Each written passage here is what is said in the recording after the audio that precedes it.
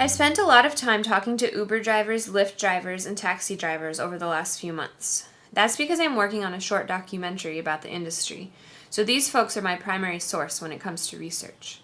At first, when interviewing drivers, I found myself mostly asking questions about the technical aspects of the job. How do you like the Uber platform as a driver? How, technically speaking, does the app connect you with a passenger? How does the passenger rate you after the trip has ended, etc., etc.?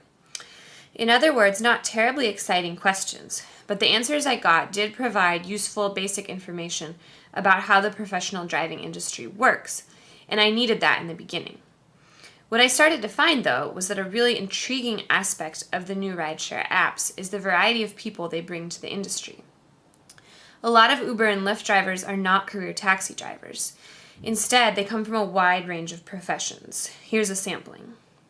Most of my experience has been in aerospace. Last 10 years mostly doing shop support. Prior to that I did design. A lot of different jobs. I have a full-time job as a building technician. It's a retirement community. I do that 5 days a week. I was at a butcher shop in Seattle. Actually, I go to school Monday to Friday. I go to school like 4 hours a day.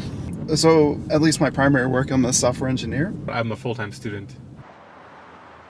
As a woman, a filmmaker, and a server at a restaurant myself, I was especially excited to discover these two women. I am prior Navy. I work as a graphic designer for a small sign company, and also I'm a bartender part-time at a country club. I kind of was working part-time at a bar, and I'm trying to be a filmmaker. I'm hoping that I will be able to do filmmaking full-time eventually.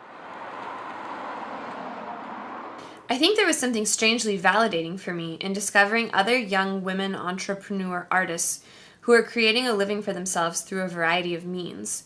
It's really interesting to imagine all these different folks meandering around Seattle looking for passengers, but all the while daydreaming about their other job or about what they're studying in school that will lead them to another job. And they're on the road for so many different reasons too. Being with my kids is important to me. You know, that's why I do it. Because of my little kids and my teenager.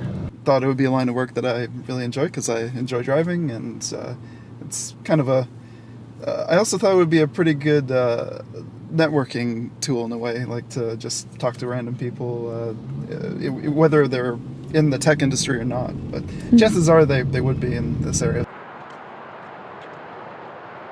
My latest assignment, I was working in San Antonio on a refurb of a 787 flight test airplane.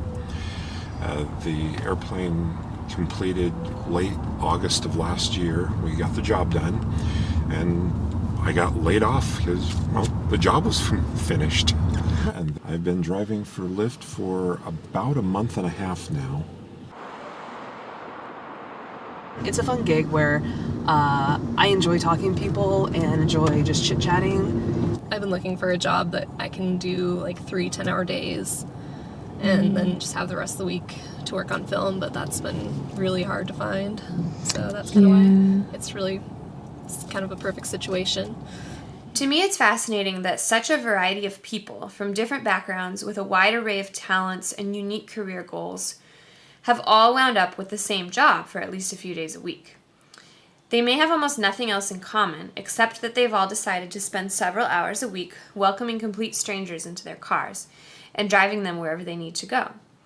And oddly enough, I feel like I've joined that community too.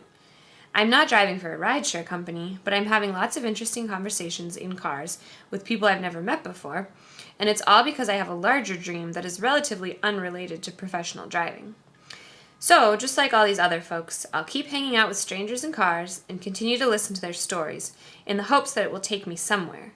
Where, I don't quite know yet, but just like so many of the drivers I've talked to, I seem to have found a starting place.